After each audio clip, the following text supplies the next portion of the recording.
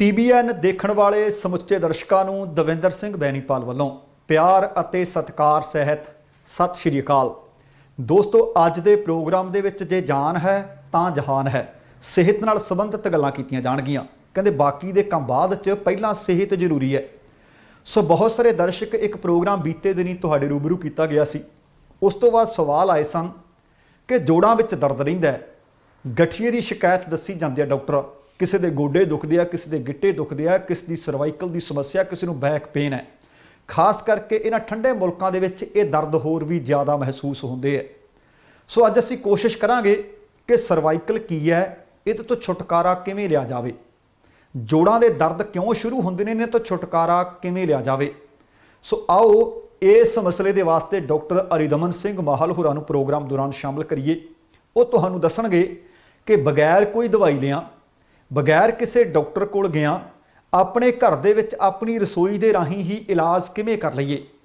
ਕੋਸ਼ਿਸ਼ ਕਰਾਂਗੇ ਕਿ ਉਹਨਾਂ ਤੋਂ ਪੁੱਛਿਆ ਵੀ ਜਾਵੇ ਕਿ ਇਹਦੇ ਇਲਾਜ ਵਾਸਤੇ ਨੁਸਖਾ ਕੀ ਹੈ, ਜਿਸ ਨੂੰ ਤੁਸੀਂ ਆਪਣੇ ਘਰ ਦੇ ਵਿੱਚ ਤਿਆਰ ਕਰ ਸਕੋ, ਫਿਰ ਰੋਜ਼ਾਨਾ ਉਸ ਨੂੰ ਲੈ ਸਕੋ ਤੇ ਫਿਰ ਆਪਣਾ ਇਲਾਜ ਉਹਦੇ ਨਾਲ ਤੁਸੀਂ ਕਰ ਸਕੋ। ਅੱਜ ਇੱਕ ਵਾਰ ਫਿਰ ਤੋਂ ਡਾਕਟਰ ਅਰਿਦਮਨ ਸਿੰਘ ਮਾਹਲ ਹੋਰੀ ਪ੍ਰੋਗਰਾਮ ਦੇ ਵਿੱਚ ਸ਼ਾਮਲ ਹੋ ਰਹੇ ਨੇ। ਡਾਕਟਰ ਸਾਹਿਬ, ਸਭ ਤੋਂ ਪਹਿਲਾਂ ਤੁਹਾਡਾ ਸਵਾਗਤ, ਜੀ ਆਇਆਂ ਨੂੰ, ਸਤਿ ਸ਼੍ਰੀ ਅਕਾਲ ਜੀ। ਸਤਿ ਸ਼੍ਰੀ ਅਕਾਲ, ਤੁਹਾਡੀ ਬਹੁਤ ਮਿਹਰਬਾਨੀ, ਸ਼ੁਕਰੀਆ। ਮੇਰੇ ਵੱਲੋਂ ਵੀ ਤੁਹਾਡੇ ਸਾਰੇ ਦਰਸ਼ਕਾਂ ਨੂੰ ਬਹੁਤ ਪਿਆਰ ਸਤਿਕਾਰ ਨਾਲ ਸਤਿ ਸ਼੍ਰੀ ਅਕਾਲ, ਨਮਸਕਾਰ, ਆਦਾਬ ਅਰਜ਼ ਕਰਦਾ ਹਾਂ। ਡਾਕਟਰ ਸਾਹਿਬ, ਬੀਤੇ ਦਿਨਾਂ ਦੇ ਵਿੱਚ ਵੀ ਜਦੋਂ ਆਪਾਂ ਪ੍ਰੋਗਰਾਮ ਕੀਤੇ ਹੈ, ਦਰਸ਼ਕਾਂ ਨੂੰ ਬੜਾ ਚੰਗਾ ਲੱਗਿਆ, ਕਿਉਂਕਿ ਤੁਸੀਂ ਅਕਸਰ ਕਹਿੰਦੇ ਹੋ ਕਿ ਤੁਹਾਨੂੰ ਕਿਸੇ ਦਵਾਈ ਦੀ ਜ਼ਰੂਰਤ ਨਹੀਂ, ਤੁਹਾਡਾ ਡਾਕਟਰ ਤੁਹਾਡੀ ਕਿਚਨ ਹੈ, ਤੁਹਾਡੇ ਰਸੋਈ ਘਰ ਦੇ ਵਿੱਚ ਹੀ ਤੁਹਾਡਾ ਇਲਾਜ ਛੁਪਿਆ ਹੋਇਆ ਹੈ। ਬੀਤੇ ਪ੍ਰੋਗਰਾਮ ਤੋਂ ਬਾਅਦ ਜਿਹੜੇ ਸਭ ਤੋਂ ਵੱਧ ਸਵਾਲ ਆਏ ਉਹ ਸੀ ਕਿ ਜੋੜਾਂ ਵਿੱਚ ਦਰਦ ਹੁੰਦਾ ਰਹਿੰਦਾ ਹੈ, ਆਰਥਰਾਈਟਸ ਦੀ ਸਮੱਸਿਆ ਹੈ, ਸਰਵਾਈਕਲ ਦੀ ਸਮੱਸਿਆ ਹੈ। ਕਿਉਂ ਨਾ ਅੱਜ ਆਪਾਂ ਇਸੇ ਚੀਜ਼ ਨੂੰ ਆਧਾਰ ਬਣਾ ਕੇ ਗੱਲਬਾਤ ਕਰੀਏ ਕਿ ਦਰਅਸਲ ਇਹ ਬਿਮਾਰੀ ਜਾਂ ਜੋੜਾਂ ਵਿੱਚ ਦਰਦ ਜਾਂ ਸਰਵਾਈਕਲ ਇਹ ਹੈ ਕੀ ਜੀ, ਕਿਉਂ ਹੁੰਦਾ ਜੀ? ਬੈਨੀਪਾਲ ਸਾਹਿਬ, ਜਦੋਂ ਅਸੀਂ ਦਰਦਾਂ ਦੀ ਗੱਲ ਕਰਾਂਗੇ ਤੇ ਫਿਰ ਸਾਨੂੰ ਹੈਡ ਟੂ ਟੋ ਦਰਦਾਂ ਲੈਣੀਆਂ ਪੈਣਗੀਆਂ। ਤੇ ਜੇ ਅਸੀਂ ਆਰਥਰਾਈਟਸ ਦੀ ਗੱਲ ਕਰਾਂਗੇ, ਸੋ ਆਰਥਰਾਈਟਸ ਜਿਹੜਾ ਆ ਉਹਦੀਆਂ ਅੱਗੋਂ ਆਪਣੀਆਂ ਵੀ ਕਿਸਮਾਂ ਆ। ਓਸਟੀਓਆਰਥਰਾਈਟਸ ਹੈ ਔਰ ਰੂਮੇਟੋਇਡ ਆਰਥਰਾਈਟਸ ਹੈ। ਤੇ ਬਹੁਤ ਵਾਰੀ ਗਾਊਟ ਜਾਂ ਯੂਰਿਕ ਐਸਿਡ ਵਧਿਆ ਹੋਣ ਕਰਕੇ ਵੀ ਸਾਡੇ ਜੋੜਾਂ ਦੇ ਵਿੱਚ ਸੂਜਨ ਤੇ ਦਰਦ ਹੋ ਜਾਂਦੀ ਹੈ ਜੀ। ਸੋ ਇਸ ਕਰਕੇ ਜੇ ਅਸੀਂ ਇਕੱਲੀ ਜੋੜਾਂ ਦੀ ਗੱਲ ਕਰੀਏ ਤੇ ਉਹ ਇੱਕ ਵੱਖਰਾ ਚੈਪਟਰ ਬਣਦਾ ਹੈ। ਤੇ ਜੇ ਅਸੀਂ ਦਰਦਾਂ ਦੀ ਗੱਲ ਕਰੀਏ, ਸਰੀਰਕ ਦਰਦਾਂ, ਤੇ ਫਿਰ ਤੇ ਸਿਰ ਦਰਦ ਤੋਂ ਗੱਲ ਸ਼ੁਰੂ ਹੋ ਜਾਂਦੀ ਹੈ।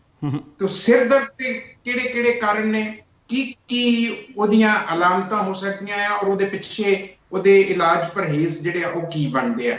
ਸੋ ਤੁਸੀਂ ਸਮਝਦੇ ਹੋ ਕਿ ਸਾਨੂੰ ਜੋੜਾਂ ਦੀ ਦਰਦ ਤੇ ਗੱਲ ਕਰਨੀ ਚਾਹੀਦੀ ਹੈ ਜਾਂ ਸਰੀਰਕ ਦਰਦਾਂ ਦੇ ਵਿੱਚ ਜੋੜਾਂ ਦੀਆਂ ਦਰਦਾਂ ਵੀ ਸ਼ਾਮਲ ਹੋ ਜਾਂਦੀਆਂ ਨੇ? ਜੀ।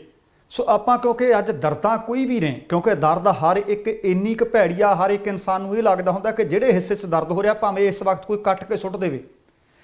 ਕਿਸੇ ਨੂੰ ਜੋੜਾਂ ਦੇ ਗੋਡਿਆਂ ਦੇ ਦਰਦਾਂ ਨੇ ਮਾਰਿਆ, ਕਿਸੇ ਨੂੰ ਕੱਲੇ ਸਰੀਰ ਦੇ ਅੰਗ ਦੁਖਦੇ ਨੇ ਮਾਰਿਆ, ਕਿਸੇ ਨੂੰ ਬੈਕ ਪੇਨ ਦੀ ਸਮੱਸਿਆ। ਦਰਦ ਕੋਈ ਵੀ ਚੰਗਾ ਨਹੀਂ ਹੈ, ਹਰ ਇੱਕ ਵਿਅਕਤੀ ਕੁਰਲਾ ਰਿਹਾ। ਖਾਸ ਕਰਕੇ ਠੰਡੇ ਮੁਲਕਾਂ ਦੇ ਵਿੱਚ ਤੇ ਬਹੁਤ ਵੱਡੀ ਸਮੱਸਿਆ ਜੀ। ਸ਼ਾਇਦ ਹੀ ਕੋਈ ਵਿਅਕਤੀ ਇਸ ਤਰ੍ਹਾਂ ਦਾ ਹੋਵੇਗਾ ਜਿਹੜਾ ਇਹ ਨਾ ਕਹਿੰਦਾ ਹੋਵੇ ਮੇਰੇ ਕਿਸੇ ਨੂੰ ਕਿਸੇ ਜੋੜ ਵਿੱਚ ਦਰਦ ਹੋ ਰਿਹਾ ਹੈ। ਸੋ ਆਪਾਂ ਮੇਰੇ ਖਿਆਲ ਦੇ ਵਿੱਚ ਇੱਕ ਆਰਥਰਾਈਟਸ ਦੀ ਗੱਲ ਕਰੀਏ ਤੇ ਅੱਜ ਚੰਗਾ ਹੋਏਗਾ, ਸਰਵਾਈਕਲ ਦੀ ਗੱਲ ਕਰੀਏ ਚੰਗਾ ਹੋਏਗਾ, ਕਿਉਂਕਿ ਆਪਾਂ ਇਹ ਚਾਹੁੰਦੇ ਹਾਂ ਕਿ ਜਿਹੜੇ ਦਰਦ ਨੇ ਇਹ ਸ਼ੁਰੂਆਤ ਕਿਉਂ ਹੁੰਦੀ ਹੈ, ਇੱਥੋਂ ਸ਼ੁਰੂ ਕਰੀਏ ਜੀ। ਸੋ ਜੋੜਾਂ ਦੀਆਂ ਦਰਦਾਂ ਨੇ ਜਿਹੜੀਆਂ ਉਹ ਆਰਥਰਾਈਟਿਸ ਕਰਕੇ ਹੁੰਦੀਆਂ ਹੈ। ਤੇ ਆਰਥਰਾਈਟਿਸ ਜਿਹੜਾ ਹੈਗਾ ਉਹਦੀਆਂ ਮੋਟੇ ਤੌਰ ਤੇ ਦੋ ਕਿਸਮਾਂ ਨੇ। ਓਸਟੀਓ ਆਰਥਰਾਈਟਿਸ, ਓਸਟੀਓ ਦਾ ਮਤਲਬ ਹੁੰਦਾ ਬੋਨ, ਆਰਥ ਦਾ ਮਤਲਬ ਹੁੰਦਾ ਜੋੜ, ਤੇ ਆਈਟਸ ਦਾ ਮਤਲਬ ਹੁੰਦਾ ਸੂਜਨ। ਸੋ ਜਿਹੜੇ ਵੀ ਜੋੜ ਦੇ ਵਿੱਚ ਕਿਸੇ ਵੀ ਕਾਰਨ ਕਰਕੇ, ਚਾਹੇ ਉਹ ਸੱਟ ਲੱਗੀ ਹੈ, ਚਾਹੇ ਉਹ ਕੱਸ ਗਏ ਨੇ, ਜਾਂ ਕੋਈ ਹੋਰ ਕਾਰਨ ਉਹਦੇ ਕਰਕੇ ਸੂਜਨ ਹੋ ਜਾਏ, ਸੂਜਨ ਦੇ ਕਰਕੇ ਦਰਦ ਹੋ ਜਾਏ, ਅਸੀਂ ਉਹਨੂੰ ਆਰਥਰਾਈਟਿਸ ਕਹਿੰਦੇ ਹਾਂ। ਸੋ ਸਭ ਤੋਂ ਪਹਿਲਾਂ ਅਸੀਂ ਗੱਲ ਕਰਾਂਗੇ ਓਸਟੀਓ ਆਰਥਰਾਈਟਿਸ ਦੀ, ਜਿਹਦਾ ਮੈਂ ਹੁਣੇ ਜ਼ਿਕਰ ਕੀਤਾ ਹੈ। ਉਸ ਤੋਂ ਬਾਅਦ ਅਸੀਂ ਦੂਸਰੇ ਨੰਬਰ ਤੇ ਗੱਲ ਕਰਾਂਗੇ ਰੂਮੇਟੋਇਡ ਆਰਥਰਾਈਟਿਸ ਦੀ, ਤੇ ਫਿਰ ਇਹਨਾਂ ਦੇ ਇਲਾਜ ਪ੍ਰਬੰਧ ਦੀ ਗੱਲ ਕਰਾਂਗੇ। ਸੋ ਜਿਹੜਾ ਓਸਟੀਓ ਆਰਥਰਾਈਟਿਸ ਆ, ਇਹ ਮੋਟੇ ਤੌਰ ਤੇ ਸਾਡੇ ਜਿਹੜੇ ਵੇਟ ਬੀਅਰਿੰਗ ਜੁਆਇੰਟਸ ਨੇ, ਸਾਡਾ ਸਰੀਰ ਦਾ ਭਾਰ ਚੁੱਕਣ ਵਾਲੇ ਨੇ, ਉਹਨਾਂ ਦੇ ਵਿੱਚ ਦਰਦ ਹੋ ਜਾਣੀ, ਉਸ ਦਰਦ ਦਾ ਕਾਰਨ ਓਵਰਵੇਟ ਹੋ ਸਕਦਾ ਆ। ਉਸ ਦਰਦ ਦਾ ਕਾਰਨ ਜਿਹੜਾ ਆ ਉਹ ਜੋੜਾਂ 'ਚ ਤੇ ਹੱਡੀਆਂ ਦੇ ਵਿੱਚ ਪੋਰੋਸਿਸ ਹੋਣ ਕਰਕੇ, ਜੋੜਾਂ ਦੀਆਂ ਕਮਜ਼ੋਰੀ ਕਰਕੇ, ਉਸ ਕਰਕੇ ਰਪਚਰ ਹੋ ਜਾਂਦੇ ਨੇ, ਜਿਹਦੇ ਕਰਕੇ ਦਰਦਾਂ ਹੋਣੀਆਂ ਸ਼ੁਰੂ ਹੋ ਜਾਂਦੀਆਂ। ਸੋ ਇਹ ਸਮਝਣਾ ਬੜਾ ਜ਼ਰੂਰੀ ਆ ਕਿ ਸਾਡੀ ਉਹ ਜਿਹੜੀ ਕੈਲਸੀਫਿਕੇਸ਼ਨ ਆ ਉਹ ਇੱਕ ਅਲੱਗ ਮਸਲਾ ਆ, ਤੇ ਜਿਹੜੇ ਜੋੜਾਂ ਦੇ ਵਿੱਚ ਓਸਟੀਓਪੋਰੋਸਿਸ ਆ, ਓਸਟੀਓ ਮੀਨਸ ਹੱਡੀ, ਪੋਰੋਸਿਸ ਦਾ ਮਤਲਬ ਉਹਦੇ ਵਿੱਚ ਛੋਟੇ ਛੋਟੇ ਪੋਰਸ ਹੋ ਜਾਣੇ।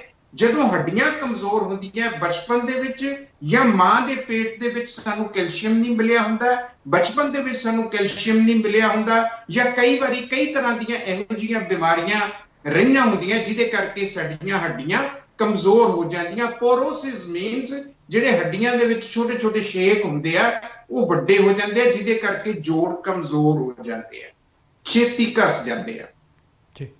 ਸੋ ਬਹੁਤ ਵਾਰੀ ਓਵਰਯੂਜ਼, ਮਿਸਯੂਜ਼ ਕਰਕੇ ਵੀ ਸਾਡੇ ਜਿਹੜੇ ਭਾਰ ਚੁੱਕਣ ਵਾਲੇ ਲੋਕ ਨੇ, ਠੀਕ ਤਰ੍ਹਾਂ ਦੀ ਪੋਜੀਸ਼ਨ 'ਚ ਖੜੇ ਹੋ ਕੇ, ਕਈ ਵਾਰੀ ਅਸੀਂ ਵੇਟ ਟ੍ਰੇਨਿੰਗ ਕਰਨ ਵਾਲੇ ਲੋਕ ਗਲਤੀ ਕਰ ਲੈਂਦੇ ਨੇ।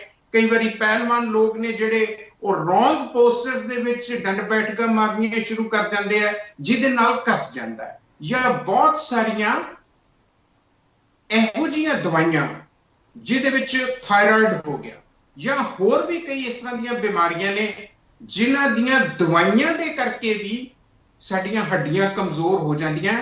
ਹੱਡੀਆਂ ਕਮਜ਼ੋਰ ਹੋਣ ਕਰਕੇ ਫਿਰ ਜਿਹੜੇ ਜੋੜ ਕਮਜ਼ੋਰ ਹੋ ਜਾਂਦੇ ਆ, ਉਹਦੇ ਕਰਕੇ ਸੂਜਨ ਤੇ ਦਰਦ ਹੁੰਦੀ ਹੈ, ਜਿਹਨੂੰ ਅਸੀਂ ਆਰਥਰਾਈਟਿਸ ਕਹਿ ਦਿੰਦੇ ਆ। ਤਾਂ ਸਭ ਤੋਂ ਵੱਡਾ ਮਸਲਾ ਗੋਡਿਆਂ ਦਾ ਇਸ ਵੇਲੇ ਚੱਲਦਾ ਹੈ, ਕਿਉਂਕਿ ਭਾਰ ਚੁੱਕਦੇ ਨੇ। ਸੋ ਓਵਰਵੇਟ ਹੋਣ ਕਰਕੇ ਜਾਂ ਓਸਟੀਓਪੋਰੋਸਿਸ ਹੋਣ ਕਰਕੇ, ਬੋਨ ਡੈਂਸਿਟੀ ਘੱਟ ਹੋਣ ਕਰਕੇ ਜੋੜ ਛੇਤੀ ਘਸ ਜਾਂਦੇ ਨੇ, ਜਿਹਦੇ ਕਰਕੇ ਸੂਜਨ ਹੁੰਦੀ ਹੈ, ਜਿਹਦੇ ਕਰਕੇ ਦਰਦ ਹੁੰਦੀ ਹੈ। ਸੋ ਇਹ ਤੇ ਸੀ ਜੋੜਾਂ ਨੂੰ ਸਮਝਣ ਵਾਲੀਆਂ। ਜੇ ਅਸੀਂ ਹੁਣ ਸਭ ਤੋਂ ਉੱਪਰੋਂ ਸ਼ੁਰੂ ਕਰੀਏ ਤੇ ਬਹੁਤ ਵਾਰੀ ਸਰਵਾਈਕਲ ਸਪੌਂਡੇਲਾਈਟਿਸ, ਤੇ ਆਈਟਿਸ ਹਰ ਥਾਂ ਤੇ ਆਏਗਾ, ਸੂਜਨ ਹਰ ਥਾਂ ਤੇ ਆਏਗੀ। ਉਹਦੇ ਵਿੱਚ ਕੀ ਹੁੰਦਾ ਹੈ ਕਿ ਬਹੁਤ ਵਾਰੀ ਸਾਡੀ ਨੈਕ ਦੇ ਵਿੱਚ ਸਟਿਫਨੈਸ ਰਹਿੰਦੀ ਆ, ਸੱਜੀ ਜਾਂ ਖੱਬੀ ਬਾਂਹ ਦੇ ਵਿੱਚ ਦਰਦ ਰੇਡੀਏਟ ਕਰਦੀ ਆ, ਜਾਂ ਨਬਨੈਸ ਜਾਂ ਭਾਰਾਪਣ ਹੁੰਦਾ ਆ। ਇਹ ਸਰਵਾਈਕਲ ਸਪੌਂਡੇਲਾਈਟਿਸ ਕਰਕੇ ਹੁੰਦਾ ਹੈ।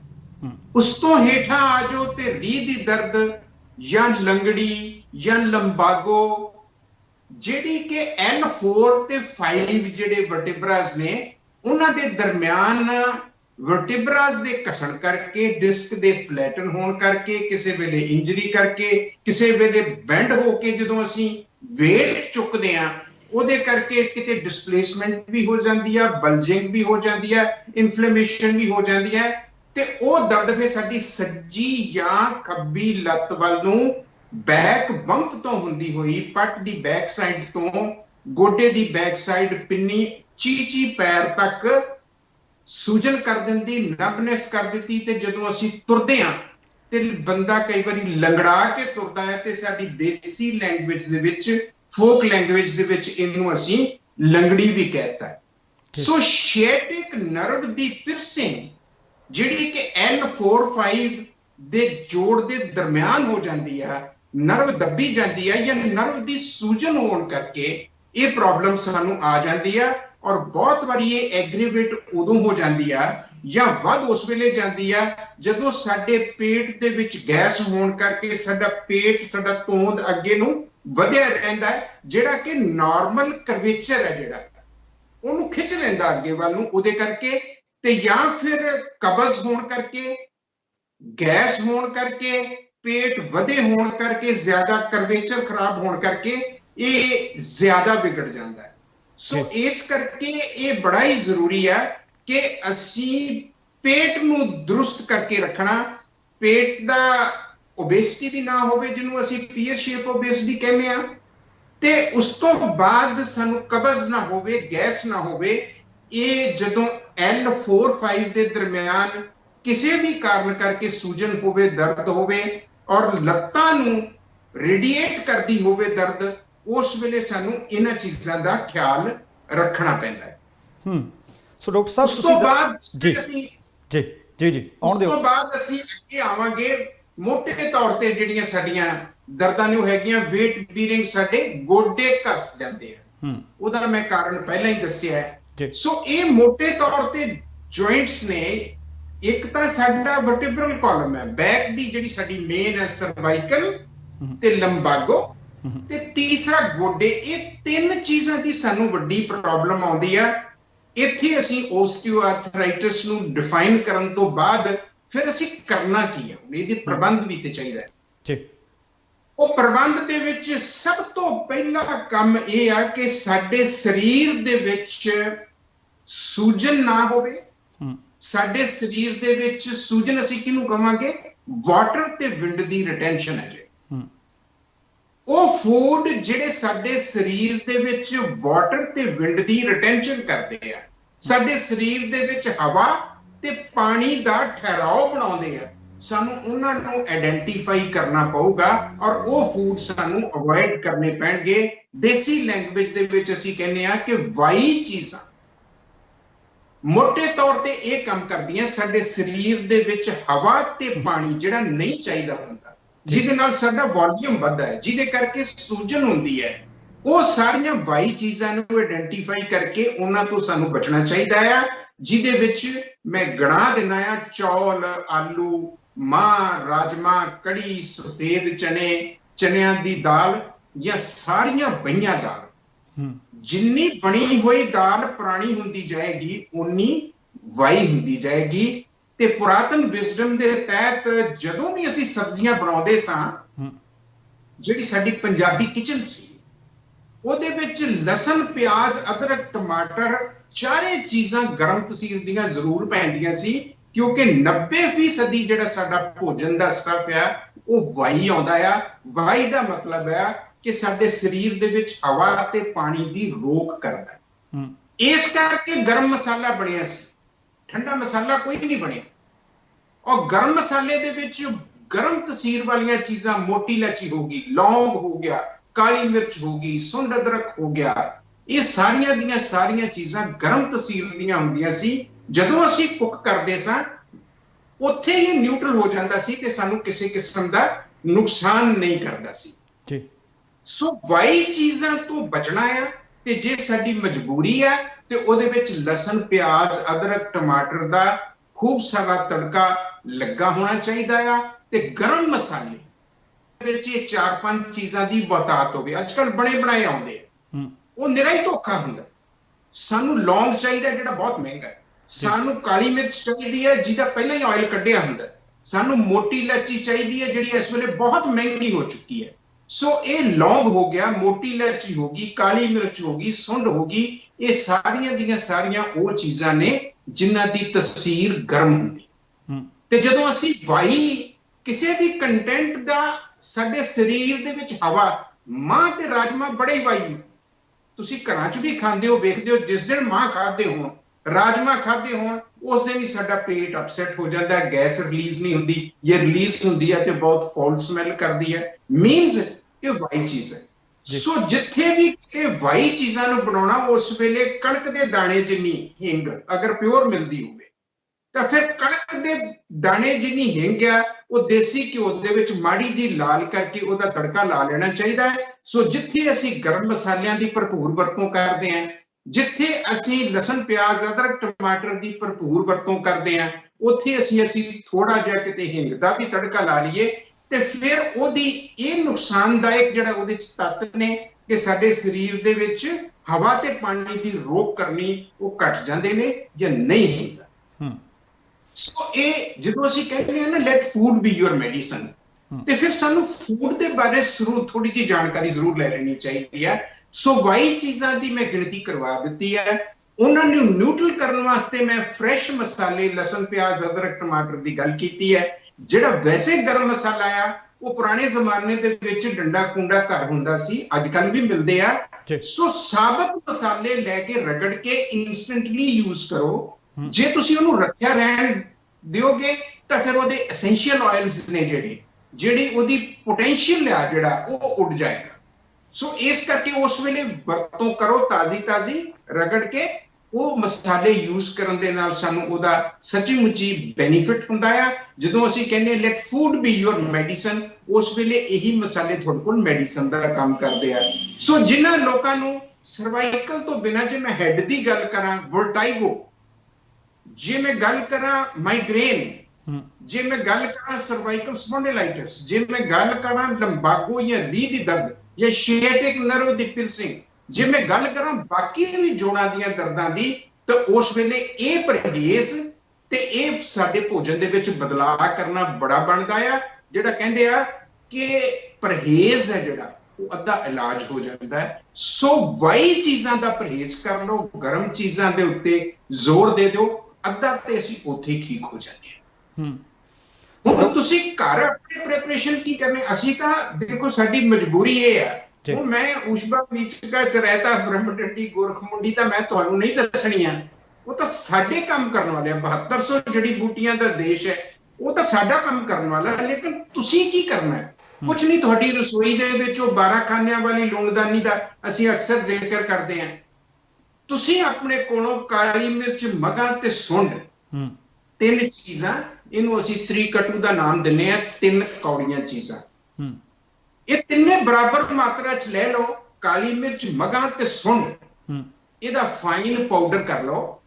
90 ਗ੍ਰਾਮ ਤਿੰਨਾਂ ਚੀਜ਼ਾਂ ਦਾ ਪਾਊਡਰ ਹੋ ਗਿਆ। ਮੈਂ ਅੰਗਰੇਜ਼ੀ ਚ ਵੀ ਦੱਸ ਦਿੰਦਾ ਕਿ ਬਲੈਕ ਪੈਪਰ, ਲੌਂਗ ਪੈਪਰ ਤੇ ਡਰਾਈ ਜਿੰਜਰ।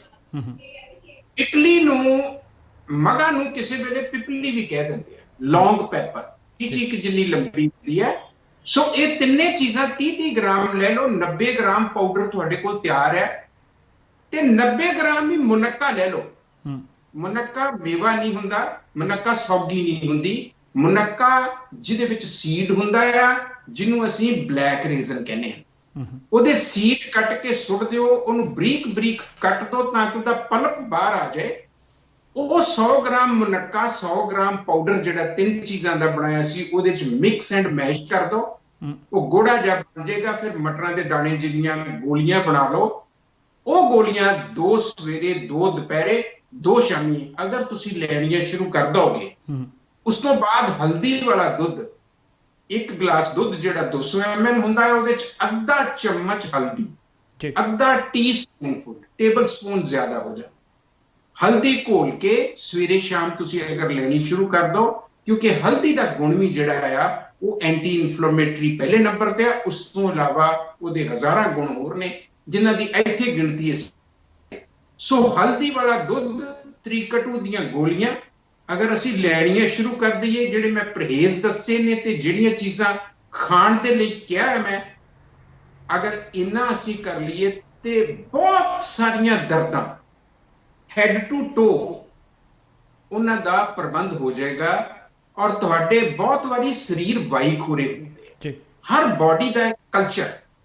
ਲੇਕਿਨ ਮੈਂ ਇਹ ਕਹਾਂਗਾ ਕਿ 80% ਲੋਕਾਂ ਦਾ ਬਾਇਓਕੈਮਿਕ ਕਲਚਰ ਹੈ ਜਿਹੜਾ, ਉਹ ਵਾਈਖੋਰਾ ਹੈ, ਵਾਈ ਵਾਲਾ। ਸਿਰਫ 5-7% ਲੋਕ ਨੇ ਜਿਨ੍ਹਾਂ ਦਾ ਵਾਈਖੋਰਾ ਨਹੀਂ ਹੁੰਦਾ, ਗਰਮ ਤਸੀਰ ਹੁੰਦਾ ਹੈ। ਇੰਨਾ ਕਦਰ ਵੀ ਖਾਣ ਦੇ ਛਾਲੇ ਮੂੰਹ ਚ ਬਣ ਜਾਂਦੇ ਆ, ਉਹ ਬਹੁਤ ਥੋੜੇ ਲੋਕ ਹੁੰਦੇ। ਸੋ ਇਸ ਕਰਕੇ 90% ਲੋਕਾਂ ਨੂੰ ਇਹ 100% ਸੈੱਟ ਬੈਠਦਾ ਆ।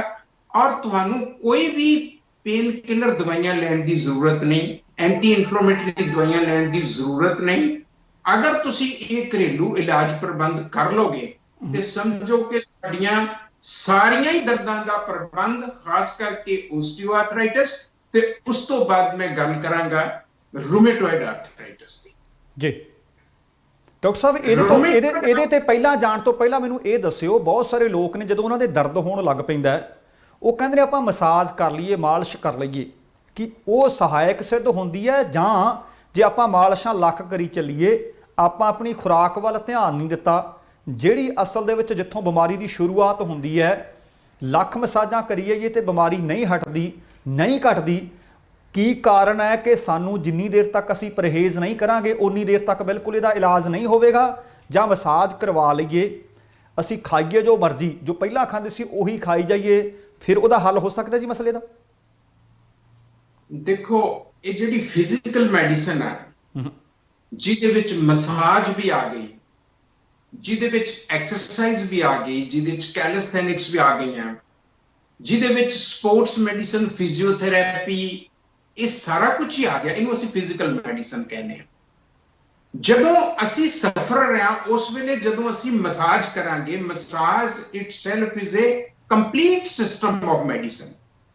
ਇਹਦੀਆਂ ਸਾਇੰਟੀਫਿਕ ਟੈਕਨੀਕਸ ਨੇ ਮਸਾਜ ਕਿੱਥੇ ਕਿਵੇਂ ਕਰਨੀ ਹੈ।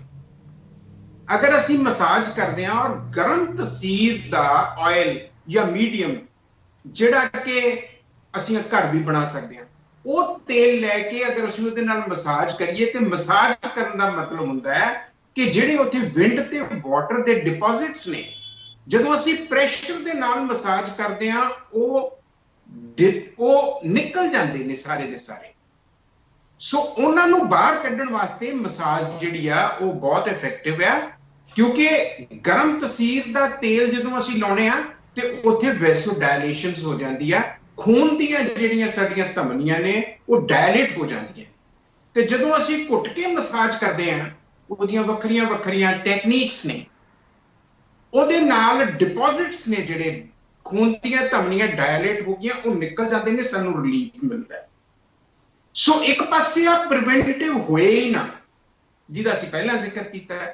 ਇੱਕ ਜੇ ਹੋ ਗਿਆ ਤੇ ਤੁਸੀਂ 3 ਕੱਟੂ ਤੇ ਲੈਣਾ ਸ਼ੁਰੂ ਕਰਤਾ, ਹਲਦੀ ਤੇ ਲੈਣੀ ਸ਼ੁਰੂ ਕਰਦੀ, ਉਹਨੇ ਇਹੀ ਕੰਮ ਕਰਨਾ। ਉਹਦੇ ਨਾਲ ਜੇ ਮਸਾਜ ਵੀ ਅਸੀਂ ਕਰਦੇ ਹਾਂ ਤੇ ਇਹ ਸੋਨੇ ਤੇ ਸੁਹਾਗੇ ਵਾਲੀ ਗੱਲ ਹੋ ਜਾਏਗੀ। ਜੇ ਕਿਸੇ ਨੂੰ ਗਰਮ, ਬਹੁਤ ਸਾਰੇ ਸਾਡੇ ਕੋਲ ਆਇੰਟਮੈਂਟਸ ਮਿਲਦੀਆਂ ਆ, ਬਹੁਤ ਸਾਰੇ ਆਇਲਸ ਮਿਲਦੇ ਨੇ, ਅਸੀਂ ਜੋੜਾਂ ਦੇ ਉੱਤੇ ਲਾਉਣੇ ਆ, ਵੱਖਰੇ ਵੱਖਰੇ ਨਾਂ ਆ ਜਿਹਦਾ ਮੈਂ ਕਿਸੇ ਦਾ ਨਾਂ ਨਹੀਂ ਲੈਣਾ, ਇਹ ਤੁਸੀਂ ਘਰ 'ਚ ਤਿਆਰ ਕਰ ਸਕਦੇ।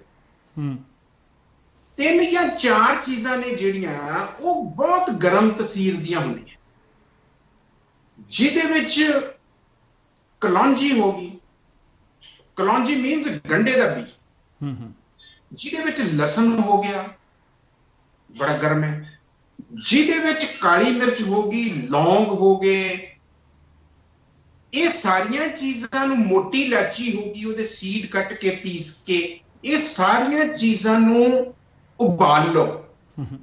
ਉਬਾਲਣ ਤੋਂ ਬਾਅਦ ਜਦੋਂ ਇਹ 2-3 ਚਮਚ ਰਹਿ ਜਾਏ, ਉਸ ਵੇਲੇ 2 ਸਾਡੇ ਕੋਲ ਤੇਲ ਨੇ ਜਿਨ੍ਹਾਂ ਦੀ ਤਸੀਰ ਬੜੀ ਗਰਮ ਹੁੰਦੀ ਹੈ। ਉਹਦੇ 'ਚ ਅਲਸੀ ਲੈ ਲਓ ਜਾਂ ਤਿਲ ਲੈ ਲਓ, ਕੋਈ ਵੀ ਤੇਲ ਲੈ ਕੇ ਇਹ ਜਿਹੜਾ ਕਾੜਾ ਬਣਾਇਆ ਸੀ ਰਿਡਿਊਸ ਕਰਕੇ ਉਸ ਤੇਲ ਦੇ ਵਿੱਚ ਸੁੱਟ ਦਿਓ। ਫਿਰ ਉਸ ਤੇਲ ਨੂੰ ਥੋੜਾ ਥੋੜਾ ਗਰਮ ਕਰ ਲਓ ਤਾਂ ਕਿ ਉਹਦੇ ਵਿੱਚੋਂ ਮਿਕਸਿੰਗ ਹੋ ਜਾਏ। ਉਹ ਤੁਹਾਡਾ ਮੀਡੀਅਮ ਤਿਆਰ ਹੋ ਗਿਆ। ਜਿੱਥੇ ਵੀ ਕਿਤੇ ਦਰਦਾਂ ਨੇ, ਚਾਹੇ ਉਹ ਧੌਣ ਸਰਵਾਈਕਲ ਆ, ਚਾਹੇ ਈਵਨ ਸਿਰ ਦਰਦ ਵੀ ਕਿਉਂ ਨਹੀਂ ਹੁੰਦੀ, ਉਹ ਸਾਰੀਆਂ ਚੀਜ਼ਾਂ ਦੇ ਲਈ ਸਾਰੀ ਬਾਡੀ ਦੇ ਉੱਤੇ ਮਸਾਜ ਕਰਨ ਲਈ ਇੱਕ ਫਿਟ ਮੀਡੀਅਮ ਤੁਹਾਡੇ ਕੋਲ ਘਰ 'ਚ ਆਪ ਤਿਆਰ ਕਰ ਲਿਆ ਤੁਸੀਂ। ਜਦੋਂ ਵੀ ਕਿਤੇ ਮਸਾਜ ਕਰਨੀ ਹੋਵੇ, ਇਸ ਤੇਲ ਨੂੰ ਪਹਿਲਾਂ ਮਾੜਾ ਜਿਹਾ ਕੋਸਾ ਕਰ ਲੈਣਾ ਚਾਹੀਦਾ, ਗਰਮ ਕਰ ਲੈਣਾ ਚਾਹੀਦਾ, ਲੇਕਿਨ ਤੱਤਾ ਨਹੀਂ ਕਿ ਉਹ ਸਾੜਦਾ ਫਿਰੇ। ਉਹਦੇ ਨਾਲ ਇਹ ਜ਼ਿਆਦਾ ਇਫੈਕਟਿਵ ਹੋ ਜਾਂਦਾ ਹੈ। ਤੇ ਜਿੱਥੇ ਮਸਾਜ ਕੀਤੀ ਹੋਵੇ, ਫॉर ਐਗਜ਼ਾਮਪਲ ਗੋਡਿਆਂ ਤੇ ਕਰਦੇ ਹੋ, ਮਸਾਜ ਤੋਂ ਬਾਅਦ ਉਹਨੂੰ ਕ੍ਰੇਪ ਬੈਂਡੇਜ ਦੇ ਨਾਲ ਜਾਂ ਕਾਟਨ ਦੀ ਪੱਟੀ ਲੈ ਕੇ ਕਿਸੇ ਵੀ ਚੀਜ਼ ਦੇ ਨਾਲ ਉਹਨੂੰ ਰੈਪ ਕਰ ਦੇਣਾ ਚਾਹੀਦਾ ਹੈ, ਤਾਂ ਕਿ ਉਹਦਾ ਛੇਤੀ ਹੀਟ ਲਾਸ ਨਾ ਹੋਵੇ ਔਰ ਹੀਟ ਜਿਹੜੀ ਆ ਉਹ ਅੰਦਰ ਤੱਕ ਪੈਨੀਟ੍ਰੇਟ ਕਰਕੇ ਉਹ ਵੈਸੋਡਾਇਲੇਸ਼ਨਸ ਕਰੇਗੀ ਤੇ ਡਿਪੋਜ਼ਿਟਸ ਨੂੰ ਬਾਹਰ ਕੱਢੇਗੀ। ਸੋ ਇਹ ਤੇ ਹੋ ਗਿਆ ਜੀ ਜਿਹੜਾ ਤੁਹਾਡਾ ਘਰੇਲੂ ਉਪਚਾਰ ਹੈ। ਤੁਸੀਂ ਕਿਸ ਤਰੀਕੇ ਦੇ ਨਾਲ ਮੀਡੀਅਮ ਤਿਆਰ ਕਰਨਾ ਹੈ, ਕਿਸ ਤਰੀਕੇ ਦੇ ਨਾਲ। ਸੋ ਪਰਹੇਜ਼ ਤੋਂ ਲੈ ਕੇ ਉਪਚਾਰ ਤੱਕ, ਜਿਹਦੇ 'ਚ ਅਸੀਂ ਪਹਿਲਾਂ ਅਸੀਂ ਪ੍ਰੀਵੈਂਟਿਵ ਹੈ, ਫਿਰ ਕਿਊਰੇਟਿਵ ਹੈ, ਫਿਰ ਰੀਹੈਬਿਲਿਟੇਟਿਵ ਹੈ, ਤੇ ਜਦੋਂ ਤੁਸੀਂ ਠੀਕ ਹੋ ਜਾਂਦੇ ਹੋ ਉਸ ਵੇਲੇ ਇੱਕ ਐਕਟਿਵ ਮਸਾਜ ਹੁੰਦੀ ਹੈ, ਇੱਕ ਪੈਸਿਵ ਮਸਾਜ ਹੁੰਦੀ ਹੈ। ਫॉर ਐਗਜ਼ਾਮਪਲ ਅਸੀਂ ਬਾਂਹ ਨੂੰ ਮਸਾਜ ਕਰਨੀ ਹੈ, ਸੋਪ ਮਸਾਜ ਵੀ ਬੜੀ ਇਫੈਕਟਿਵ ਹੈ। ਅਗਰ ਟੈਂਪਰੇਚਰ ਠੀਕ ਹੋਵੇ ਗਰਮ ਤੇ ਸੋਪ ਦੇ ਨਾਲ ਜ਼ਿਆਦਾ ਮੋਬਿਲਿਟੀ ਬਣਦੀ ਹੈ। तो ਅਸੀਂ ਸੱਜੀ ਬਾਂਹ ਦੀ ਮਸਾਜ ਕਰਨੀ ਹੈ ਜਾਂ ਖੱਬੀ ਬਾਂਹ ਦੀ, ਸੋ ਜਿਸ ਬਾਂਹ ਦੀ ਮਸਾਜ ਹੋਣੀ ਆ ਉਹਦੀ ਪੈਸਿਵ ਮਸਾਜ ਹੋ ਰਹੀ ਹੈ, ਤੇ ਜਿਹੜਾ ਹੱਥ ਕਰ ਰਿਹਾ ਉਹਦੀ ਐਕਟਿਵ ਮਸਾਜ ਹੋ ਰਹੀ ਹੈ। ਸੋ ਉਹ ਅਸੀਂ ਕਰ ਸਕਦੇ ਹਾਂ ਕਿ ਆਪ ਖੁਦ ਮਸਾਜ ਕਰੀਏ। ਉਹਦੇ ਨਾਲ ਦੋਹਰਾ ਫਾਇਦਾ ਹੈ ਕਿ ਇੱਕ ਤਾਂ ਆਪਣੀ ਐਕਸਰਸਾਈਜ਼ ਇੱਕ ਹੋ ਰਹੀ ਹੈ ਔਰ ਦੂਸਰੀ ਨਾਲ ਪੈਸਿਵ। ਸੋ ਮਸਾਜ ਜਿਹੜੀ ਆ, this is a passive exercise. So ਜਿਹੜੇ ਐਕਟਿਵ ਨਹੀਂ ਕਰ ਸਕਦੇ, ਕੋਈ ਹੈਲਪ ਨਹੀਂ ਹੈਗੀ, ਉਹ ਆਪ ਖੁਦ ਕਰ ਸਕਦੇ ਆ। ਸੋ ਉਹਨਾਂ ਨੂੰ ਬਿਲਕੁਲ ਦੋਹਰਾ ਫਾਇਦਾ ਹੋਣਾ ਹੈ। ਸੋ ਕਿਉਂਕਿ ਪੈਸਿਵ ਮਸਾਜ ਇੱਕ ਆਪਣੇ ਆਪ ਦੇ ਵਿੱਚ ਐਕਸਰਸਾਈਜ਼ ਹੁੰਦੀ ਹੈ। ਦੋ ਤਰ੍ਹਾਂ ਦੀਆਂ ਐਕਸਰਸਾਈਜ਼ ਮੰਨਦੇ ਆ ਜੀ। ਇੱਕ ਹੁੰਦੀ ਹੈ ਆਈਸੋਮੀਟ੍ਰਿਕ, ਇੱਕ ਹੁੰਦੀ ਹੈ ਆਈਸੋਟੋਨਿਕ।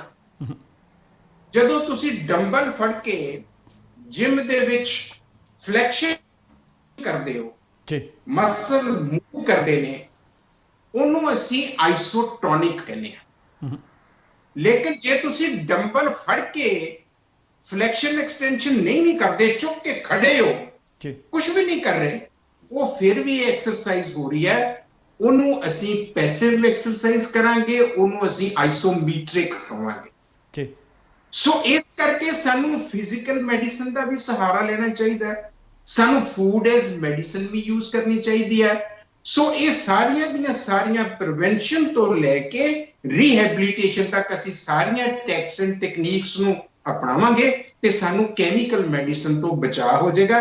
ਫਿਰ ਸਾਨੂੰ ਡਾਕਟਰ ਕੋਲ ਜਾਣ ਦੀ ਜ਼ਰੂਰਤ ਨਹੀਂ ਹੈ, ਕਿਉਂਕਿ ਤੁਸੀਂ ਪਹਿਲਾਂ ਹੀ ਉਹਦਾ ਪ੍ਰਬੰਧ ਕਰ ਲਿਆ। ਸੋ ਕੋਸ਼ਿਸ਼ ਇਹ ਕਰੀਏ ਕਿ ਅਸੀਂ ਕੈਮੀਕਲ ਦਵਾਈਆਂ ਤੋਂ, ਜਿਨ੍ਹਾਂ ਦੇ ਪ੍ਰਭਾਵ ਜਿਹੜੇ ਆ ਉਹ ਬਹੁਤ ਮਾੜੇ ਨੇ, ਉਹਨਾਂ ਤੋਂ ਕਿਵੇਂ ਬਚਣਾ ਆ। ਤੇ ਡਾਕਟਰ ਕੋਲ ਖਾਮਖਾ ਜਾ ਕੇ ਡਾਕਟਰ ਦਾ ਵੀ ਸਮਾਂ ਬਰਬਾਦ ਕਰਨਾ, ਆਪਣਾ ਵੀ ਕਰਨਾ, ਮਜਬੂਰੀ 'ਚ ਤੇ ਜਾਣਾ ਹੀ ਪੈਂਦਾ ਹੈ। ਬਹੁਤ ਸਾਰੀਆਂ ਇਹੋ ਜਿਹੀਆਂ ਬਿਮਾਰੀਆਂ ਜਿੱਥੇ ਸਾਨੂੰ ਜਾਣਾ ਹੀ ਪੈਂਦਾ ਜੀ। ਲੇਕਿਨ ਬਹੁਤ ਸਾਰੀਆਂ ਚੀਜ਼ਾਂ ਦੇ ਵਿੱਚ ਤੁਸੀਂ ਇਹਨਾਂ ਸਾਰਾ ਕੁਝ ਦਾ ਬਚਾਅ ਕਰ ਸਕਦੇ ਹੋ। ਔਰ ਇਹ ਸੇਵ ਕੀਤਾ ਹੋਇਆ ਸਮਾਂ ਤੇ ਪੈਸਾ ਅਗਰ ਹੋਰ ਉਸਾਰੂ ਕੰਮਾਂ ਦੇ ਵਿੱਚ ਲਾਓ ਤੇ ਮੈਂ ਸਮਝਦਾ ਹੈ ਕਿ ਯੰਗਰ ਜਨਰੇਸ਼ਨ ਦਾ, ਤੁਹਾਡੇ ਬੱਚਿਆਂ ਦਾ, ਤੁਹਾਡਾ ਤੇ ਤੁਹਾਡੇ ਬਜ਼ੁਰਗਾਂ ਦਾ, ਸਾਰਿਆਂ ਦਾ ਹੀ ਭਲਾ ਤੇ ਫਾਇਦਾ ਹੋਏਗਾ।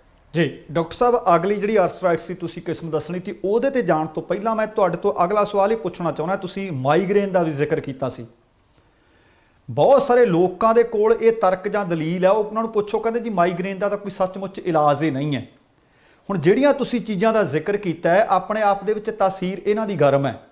ਤੁਸੀਂ ਜ਼ਿਕਰ ਕਰ ਰਹੇ ਹੋ ਕਿ ਆਹ ਚੀਜ਼ਾਂ ਖਾਣੀਆਂ ਛੱਡ ਦਿਓ ਤੇ ਆਹ ਚੀਜ਼ਾਂ ਦਾ ਤੁਸੀਂ ਭਾਵੇਂ ਕਾੜਾ ਬਣਾ ਕੇ ਪੀਵੋ, ਭਾਵੇਂ ਤੁਸੀਂ ਦੱਸਿਓ ਕੋ ਮਿਸ਼ਰਣ ਕਰਕੇ, ਉਹ ਜਿਹੜੀ ਵਿਧੀ ਵਿਧਾਨ ਤੁਸੀਂ ਦੱਸਿਆ ਕਿ ਕਿਹੜੀਆਂ-ਕਿਹੜੀਆਂ ਚੀਜ਼ਾਂ ਜਿਹੜੀਆਂ ਤ੍ਰਿਕਟੂ ਦਾ ਜ਼ਿਕਰ ਕੀਤਾ ਹੈ ਕਿ ਉਹਦੇ ਨਾਲ ਇੱਕ ਨਹੀਂ ਅਨੇਕਾਂ ਬਿਮਾਰੀਆਂ, ਜੋੜਾਂ ਦੇ ਦਰਦਾਂ ਤੋਂ ਛੁਟਕਾਰਾ ਲਿਆ ਜਾ ਸਕਦਾ ਹੈ। ਇਹ ਚੀਜ਼ਾਂ ਮਾਈਗ੍ਰੇਨ ਵਾਸਤੇ ਕਿੰਨੀਆਂ ਸਹਾਇਕ ਸਿੱਧ ਹੁੰਦੀਆਂ ਨੇ ਜੀ? ਦੇਖੋ, ਮਾਈਗ੍ਰੇਨ ਦੇ ਬਾਰੇ ਇੱਕ ਇੰਡੀਪੈਂਡੈਂਟ ਬੜੀ ਲੰਬੀ ਟਾਕ ਹੋ ਸਕਦੀ ਹੈ ਜੀ, ਪਰ ਮੈਂ ਇਹ ਦੱਸਦਾ ਜਾਵਾਂ ਕਿ ਮਾਈਗ੍ਰੇਨ ਜਿਹੜੀ ਆ, this is A behavioural disorder. ਜਿਹੜੇ ਲੋਕ ਬੜੇ ਸੂਖਮ ਬਿਰਤੀ ਦੇ ਹੁੰਦੇ ਆ, ਬੜੇ ਸੈਂਸਿਟਿਵ ਹੁੰਦੇ ਆ ਔਰ ਬੜੇ ਪਰਫੈਕਸ਼ਨਿਸਟ ਹੁੰਦੇ ਆ ਕਿ ਮੰਜੇ ਦੇ ਸਰਾਣੇ ਦੇ ਉੱਤੇ ਸਿਲਵਟ ਕਿਉਂ ਪਈ ਆ, ਟੇਢੀ ਕਿਉਂ ਆ, ਫੋਟੋ ਇੱਥੇ ਏਦਾਂ ਸੀ, ਏਦਾਂ ਇਹ ਕਿਹਨੇ ਕਰ ਦਿੱਤੀ, ਉਹ ਪਰਫੈਕਸ਼ਨਿਸਟ ਹੁੰਦੇ ਆ। ਪ੍ਰੈਸ ਕਰਨ ਲੱਗਿਆਂ ਦੋ ਕਰੀਜ਼ਾਂ ਕਿਉਂ ਬਣ ਗਈਆਂ, ਇਹ ਉਹਨਾਂ ਨੂੰ ਬੜੀ ਪਰੇਸ਼ਾਨੀ ਹੁੰਦੀ ਹੈ ਕਿਉਂਕਿ ਉਹ ਪਰਫੈਕਸ਼ਨਿਸਟ ਨੇ, ਰੱਬ ਦੇ ਪਿਆਰੇ ਨੇ ਬੜੇ। ਉਹਨਾਂ ਦੇ ਕੋਲ ਖੂਬਸੂਰਤੀ ਤੇ ਤਰਤੀਬ ਜਿਹੜੀ ਆ ਉਹ ਸਭ ਤੋਂ ਵੱਧ ਹੁੰਦੀ। ਇਹ ਪ੍ਰੋਬਲਮ ਉਹਨਾਂ ਦੀ ਹੈ। ਲੇਕਿਨ ਟ੍ਰਿਗਰ ਤਾਂ ਇੱਥੋਂ ਹੁੰਦੀ ਹੈ ਜਦੋਂ ਉਹ ਪਰਫੈਕਸ਼ਨਿਸਟ ਲੋਕਾਂ ਨੂੰ ਕੋਈ ਮੰਦਾ ਬੋਲ ਦੇਵੇ ਤਾਂ ਵੀ, ਜਾਂ ਉਹਨਾਂ ਨੂੰ ਕੁਝ ਮੰਦਾ ਦਿਸਦਾ ਹੋਵੇ ਤਾਂ ਵੀ ਉੱਥੋਂ ਟ੍ਰਿਗਰ ਹੁੰਦੀ ਹੈ। ਟ੍ਰਿਗਰ ਹੋਣ ਤੋਂ ਬਾਅਦ ਵਰਸਟ ਕੰਡੀਸ਼ਨ ਤੇ ਉਦੋਂ ਚਲੀ ਜਾਂਦੀ ਆ ਜਦੋਂ ਸਾਡੀ ਬਾਡੀ ਦਾ ਐਸਿਡ ਤੇ ਅਲਕਲੀ ਦਾ ਤਵਾਜ਼ਨ ਟੁੱਟਾ ਹੁੰਦਾ। ਜਦੋਂ ਐਸਿਡ ਤੇ ਅਲਕਲੀ ਦਾ ਤਵਾਜ਼ਨ ਟੁੱਟਣ ਦਾ ਮਤਲਬ ਹੈ ਕਿ ਬਾਡੀ ਤੁਹਾਡੀ ਐਸਿਡਿਕ ਹੈ, ਤੇਜ਼ਾਬੀ ਮਾਦਾ ਜ਼ਿਆਦਾ, ਕਿਉਂਕਿ ਮੋਸਟਲੀ ਅੱਜ ਕੱਲ ਸਾਡੇ ਜਿਹੜੇ ਫੂਡ ਨੇ ਉਹ ਐਸਿਡਿਕ ਨੇ। ਔਰ ਬਹੁਤ ਵਾਰੀ ਇਹਦੇ ਤੇ ਅਸੀਂ ਗੱਲ ਕੀਤੀ, ਅੱਗੇ ਕਰ ਵੀ ਸਕਦੇ ਹਾਂ ਕਿ ਕਿਸ ਤਰੀਕੇ ਦੇ ਨਾਲ ਅਸੀਂ, ਮੈਂ ਇਹ ਦਾਅਵੇ ਨਾਲ ਕਹਿ ਸਕਦਾ ਕਿ 90% ਕੈਂਸਰ ਜਿਹੜੀ ਆ ਦੁਨੀਆ ਤੋਂ ਵੈਨਿਸ਼ ਹੋ ਸਕਦੀ ਹੈ ਜੇ ਸਾਨੂੰ ਪਤਾ ਲੱਗ ਜਾਏ ਕਿ ਅਸੀਂ ਬਾਡੀ ਨੂੰ ਹਾਈਲੀ ਐਸਿਡਿਕ ਨਹੀਂ ਹੋਣ ਦੇਣਾ। ਸਾਡੇ ਭੋਜਨ ਇਹੋ ਜਿਹੇ ਬਣ ਗਏ ਆ, ਮੋਸਟਲੀ ਸਾਡਾ ਫਰਾਈਡ ਹੈ, ਮੋਸਟਲੀ ਸਾਡਾ ਸ਼ਾਰਪ ਫੂਡ ਹੈ, ਸਪਾਈਸੀ ਐਪਰੋਪ੍ਰੀਏਟ ਲਫ਼ਜ਼ ਨਹੀਂ ਹੈ। ਸਪਾਈਸੀ ਦੇ ਵਿੱਚ ਤੇ 56 ਸਪਾਈਸਿਸ ਆਉਂਦੇ ਆ। ਸ਼ਾਰਪ ਹੈ ਜਿਹੜਾ, ਹੌਟ ਹੈ, ਮਿਰਚ ਵਾਲਾ,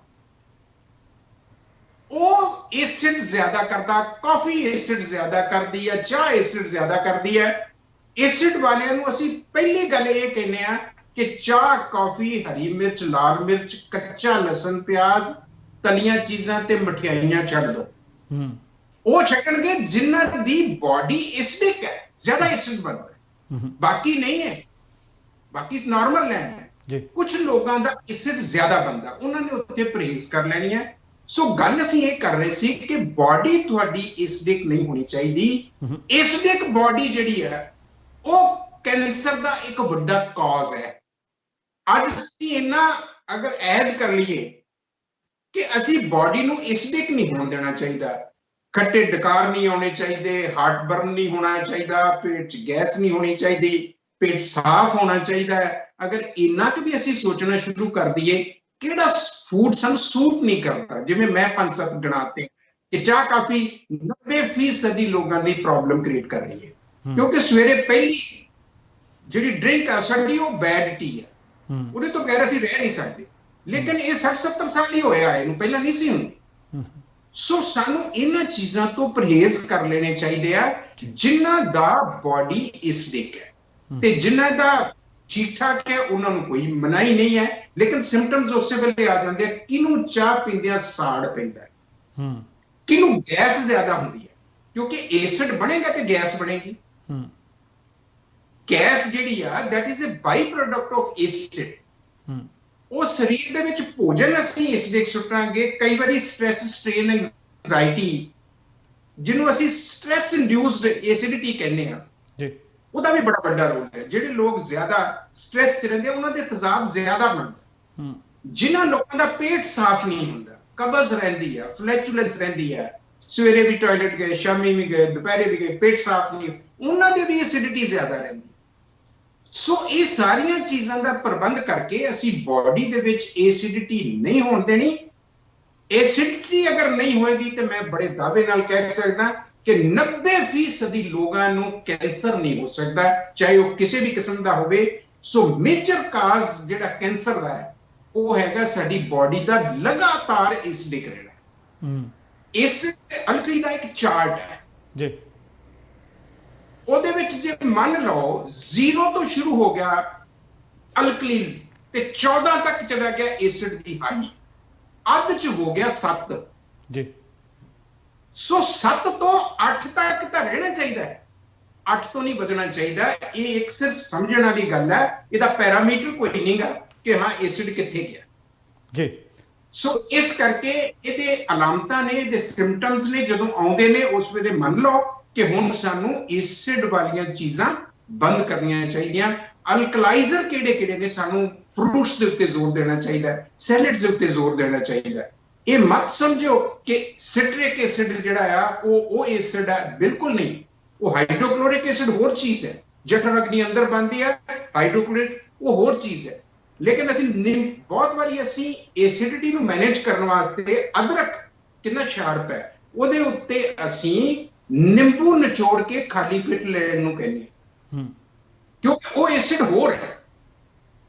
ਸੋ ਐਸਿਡ ਨੂੰ ਐਸਿਡ ਵੀ ਮਾਰਦਾ ਹੈ। ਬਹੁਤ ਵਾਰੀ ਅਸੀਂ ਯੂਰਿਕ ਐਸਿਡ ਨੂੰ ਮਾਰਨ ਵਾਸਤੇ ਬਾਡੀ ਦੇ ਵਿੱਚ ਇਸ ਵੇਲੇ, ਕਿਉਂਕਿ ਜਦੋਂ ਜੋੜਾਂ ਦੀਆਂ ਦਰਦਾਂ ਦੀ ਗੱਲ ਕਰੀਏ ਤੇ ਰੂਮੇਟੋਇਡ ਆਰਥਰਾਈਟਿਸ ਤੋਂ ਬਾਅਦ ਫਿਰ ਤੁਹਾਡਾ ਇਹ ਗਾਊਟ ਯੂਰਿਕ ਐਸਿਡ ਨੂੰ ਨਿਊਟਰਲ ਕਰਨ ਵਾਸਤੇ ਸਾਨੂੰ ਮੈਲਿਕ ਐਸਿਡ ਚਾਹੀਦਾ, ਜਿਹੜਾ ਮੋਸਟਲੀ ਸਾਨੂੰ ਖੱਟੇ ਮਿੱਠੇ ਫਰੂਟਸ ਤੋਂ ਮਿਲਦਾ ਹੈ ਤੇ ਸਭ ਤੋਂ ਵੱਧ ਐਪਲ 'ਚ ਹੁੰਦਾ ਹੈ, ਸੇਬ 'ਚ ਹੁੰਦਾ ਹੈ।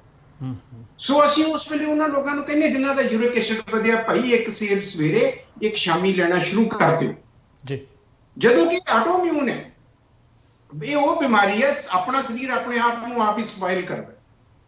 ਸੋ ਆਟੋਇਮਿਊਨ ਡਿਜ਼ੀਜ਼ਸ ਤੋਂ ਬਚਣ ਵਾਸਤੇ, ਕੈਂਸਰ ਵਰਗੀਆਂ ਨਾਮੁਰਾਦ ਬਿਮਾਰੀਆਂ ਤੋਂ ਬਚਣ ਵਾਸਤੇ ਸਾਨੂੰ ਐਸਿਡ ਤੇ ਅਲਕਲੀ ਦਾ ਜਿਹੜਾ ਤਵਾਜ਼ਨ ਹੈ ਉਹਨੂੰ ਮੇਨਟੇਨ ਕਰਨਾ ਚਾਹੀਦਾ। ਉਹਦਾ ਬੈਲੈਂਸ ਹੈ ਜਿਹੜਾ 7 ਤੋਂ 8 ਦੇ ਦਰਮਿਆਨ ਰਹਿਣਾ ਚਾਹੀਦਾ ਹੈ। ਜਦੋਂ ਕੋਈ ਸਿੰਪਟਮ ਆ ਜਾਏ ਉਸ ਵੇਲੇ ਹੀ ਆਪਣੇ ਆਪ ਦੇ ਉੱਤੇ ਇਹ ਸਾਰੀਆਂ ਚੀਜ਼ਾਂ ਅਪਲਾਈ ਕਰ ਦੋ ਕਿ ਮੈਂ ਚਾਹ ਕਾਫੀ ਬੰਦ ਕਰ ਦੇਣੀ ਆ, ਹਰੀ ਮਿਰਚ ਲਾਲ ਮਿਰਚ ਦਾ ਉਨੀ ਦੇਰ ਸੇਵਨ ਨਹੀਂ ਕਰਨਾ, ਕੱਚਾ ਲਸਣ ਪਿਆਜ਼ ਵੀ ਨਹੀਂ ਲੈਣਾ, ਮਠਿਆਈਆਂ ਤੇ ਤਲੀਆਂ ਚੀਜ਼ਾਂ ਤੋਂ ਮੈਂ ਦੂਰ ਹੋ ਜਾਣਾ, ਤੇ ਤੁਹਾਡਾ 3 ਦਿਨਾਂ ਦੇ ਵਿੱਚ ਬਚਾਅ ਹੋ ਜਾਊਗਾ। ਕਈ ਵਾਰੀ ਸਾਡੇ ਕੋਲ ਇਹੋ ਜਿਹੀ ਹਾਲਤ ਆ ਜਾਂਦੀ ਹੈ ਕਿ ਬੰਦਾ ਤੜਫਦਾ, ਉਹਨੂੰ ਕੋਈ ਬਿਮਾਰੀ ਨਹੀਂ, ਲੇਕਿਨ ਐਸਿਡ ਇੰਨਾ ਜ਼ਿਆਦਾ ਹੋਇਆ ਹੈ ਕਿ ਉਹਨੂੰ ਲੱਗਦਾ ਕਿ ਮੈਨੂੰ ਹੋ ਕੀ ਗਿਆ, ਮੈਂ ਤੇ ਮਰਨ ਲੱਗਾ।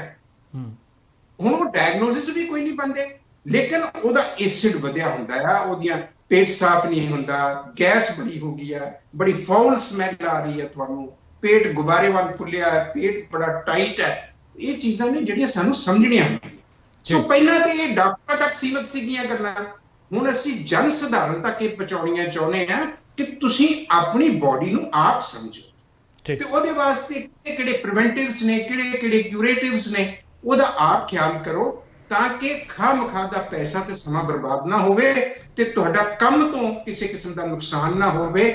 ਸੋ ਇਸ ਕਰਕੇ ਸਾਨੂੰ ਆਪਣੀ ਬਾਡੀ ਦਾ ਔਰ ਸਾਨੂੰ ਛੋਟੀਆਂ ਮੋਟੀਆਂ ਜਿਹੜੀਆਂ ਪ੍ਰੋਬਲਮਸ ਨੇ, ਜਿਹੜੀਆਂ ਕਿ ਵੱਡੀਆਂ ਬਿਮਾਰੀਆਂ ਦਾ ਆਧਾਰ ਬਣ ਜਾਂਦੀਆਂ, ਸਾਨੂੰ ਉੱਥੇ ਹੀ ਫਿਨਿਸ਼ ਕਰ ਲੈਣੀਆਂ ਚਾਹੀਦੀਆਂ, ਉੱਥੇ ਹੀ ਸਪਰੈਸ ਕਰ ਦੇਣੀਆਂ ਚਾਹੀਦੀਆਂ, ਉੱਥੇ ਹੀ ਮੈਨੇਜ ਕਰ ਲੈਣੀਆਂ ਚਾਹੀਦੀਆਂ। ਬੈਨੀਪਾਲ ਸਾਹਿਬ ਜੀ, ਸੋ ਹੁਣ ਅਗਲੇ ਆਰਥਰਾਈਟਸ ਦੀ ਦੂਸਰੀ ਕਿਸਮ ਦੇ ਬਾਬਤ ਆਪਾਂ ਜ਼ਿਕਰ ਕਰੀਏ ਕਿ ਉਹ ਕੀ ਹੈ ਤੇ ਉਹਦਾ ਪਤਾ ਕਿਵੇਂ ਲੱਗਦਾ ਤੇ ਉਹ ਸਾਨੂੰ ਕਿਹੋ ਜਿਹਾ ਦਰਦ ਦਿੰਦੀ ਹੈ ਜੀ।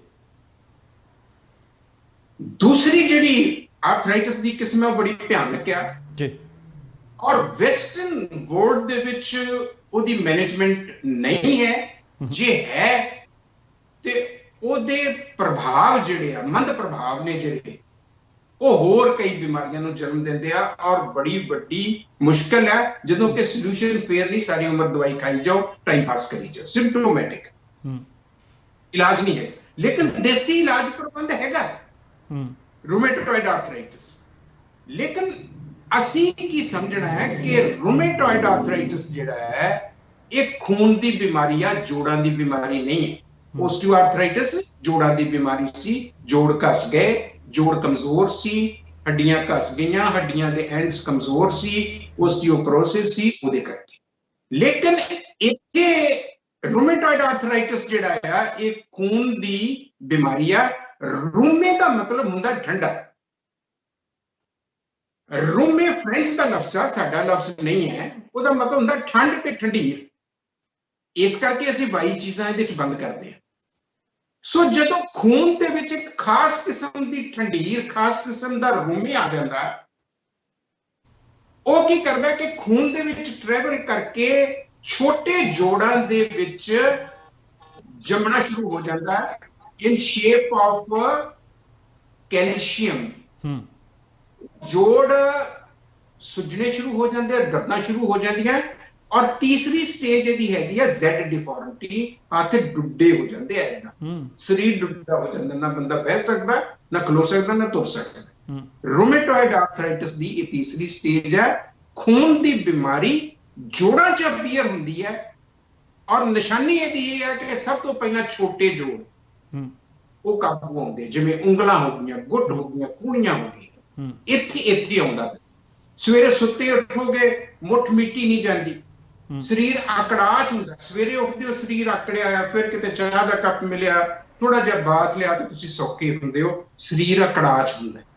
ਉਦੋਂ ਸਮਝੋ ਕਿ ਰੂਮੇ ਆਉਣਾ ਸ਼ੁਰੂ ਹੋ ਗਿਆ। ਕਿਉਂਕਿ ਜਦੋਂ ਅਸੀਂ ਟੈਸਟ ਕਰਾਉਣ ਜਾਵਾਂਗੇ, ਮੰਨ ਲਓ 60 ਨਾਰਮਲ ਹੈ ਤੇ 99 ਤੱਕ ਗ੍ਰੀਨ ਹੀ ਆਉਣਾ, 100 ਤੇ ਜਾ ਕੇ ਰੈੱਡ ਹੋਣਾ ਹੈ। ਤੇ ਜੇ 99 ਤੇ ਚਲਾ ਗਿਆ ਤਾਂ ਮਤਲਬ ਇਹ ਤੇ ਨਹੀਂ ਕਿ ਬਿਮਾਰੀ ਨਹੀਂ ਹੈਗੀ, ਆ ਗਈ ਹੈ, ਲੇਕਿਨ ਰੈੱਡ ਨਹੀਂ ਹੋਇਆ। ਸੋ ਇਸ ਕਰਕੇ ਅਲਾਮਤਾਂ ਦਾ ਮੈਂ ਜ਼ਿਕਰ ਕਰ ਰਿਹਾ, ਸਿੰਪਟਮਸ ਦਾ ਜ਼ਿਕਰ ਕਰ ਰਿਹਾ ਕਿ ਜੇ ਤੁਸੀਂ ਸਿੰਪਟਮਸ ਤੋਂ ਸਮਝ ਜਾਓ ਤਾਂ ਉਸ ਵੇਲੇ ਤੁਹਾਨੂੰ ਪ੍ਰੀਕਾਸ਼ਨਸ ਲੈਣੀਆਂ ਸ਼ੁਰੂ ਕਰ ਦੇਣੀਆਂ ਚਾਹੀਦੀਆਂ ਕਿ ਇਹਨੂੰ ਮੈਂ ਐਡਵਾਂਸ ਸਟੇਜ ਤੇ ਨਹੀਂ ਜਾਣ ਦੇਣਾ, ਇਹਨੂੰ ਮੈਂ ਆਰਏ ਫੈਕਟਰ ਪੋਜ਼ਿਟਿਵ ਨਹੀਂ ਹੋਣ ਦੇਣਾ। ਅਲਾਮਤਾਂ ਪਹਿਲਾਂ ਆ ਜਾਂਦੀਆਂ। ਪ੍ਰੀਕਾਸ਼ਨ 'ਚ ਕੀ ਲੈ ਜਾਣ ਜੀ? ਫਿਰ ਪ੍ਰੀਕਾਸ਼ਨ 'ਚ ਕੀ ਲੈ ਜਾਣ? ਵਾਈ ਚੀਜ਼ਾਂ, ਰੂਮੇ ਦੀ ਮੈਂ ਗੱਲ ਕੀਤੀ ਨਾ, ਠੰਡਾ ਤੇ ਠੰਡੀਰ, ਰੂਮੇ ਦੀ ਉਹੀ ਗੱਲ ਜਿਹੜਾ ਮੈਂ ਸ਼ੁਰੂ 'ਚ ਗੱਲ ਕੀਤੀ ਸੀ ਜੋੜਾਂ ਦੀਆਂ ਦਰਦਾਂ ਦੀ ਗੱਲ ਤੋਂ, ਕਿ ਵਾਈ ਚੀਜ਼ਾਂ ਨਹੀਂ ਲੈਣੀਆਂ, ਸਟ੍ਰਿਕਟਲੀ ਪ੍ਰੋਹਿਬਿਟਡ ਹੈ, ਤੇ ਗਰਮ ਚੀਜ਼ਾਂ ਲੈਣੀਆਂ। ਗਰਮ ਟੱਚ ਵਾਈਜ਼ ਨਹੀਂ, ਟੈਂਪਰੇਚਰ ਵਾਈਜ਼ ਨਹੀਂ, ਗਰਮ ਤਸੀਰ ਦੀਆਂ ਚੀਜ਼ਾਂ। ਕਿਉਂਕਿ ਪੱਛਮ ਨੇ ਅਜੇ ਵੀ ਪੂਰਬ ਕੋਲੋਂ ਬਹੁਤ ਕੁਝ ਸਿੱਖਣਾ ਆ। ਜੇ ਇਹਨਾਂ ਨੂੰ ਸਮਝ ਨਹੀਂ ਆਈ ਤੇ ਅਜੇ ਇਸੇ ਗੱਲ ਦੀ ਸਮਝ ਨਹੀਂ ਆਈ ਕਿ ਇਹ ਤਸੀਰ ਕੀ ਹੁੰਦੀ ਹੈ। ਅਸੀਂ ਗਰਮ ਕਿਹਨੂੰ ਕਹਿੰਦੇ? ਗਰਮ ਮਸਾਲਾ ਉਹ ਕੋਈ ਤੱਤਾ ਥੋੜੀ ਹੁੰਦਾ, ਉਹਦੀ ਤਸੀਰ ਗਰਮ ਹੈ ਜੀ।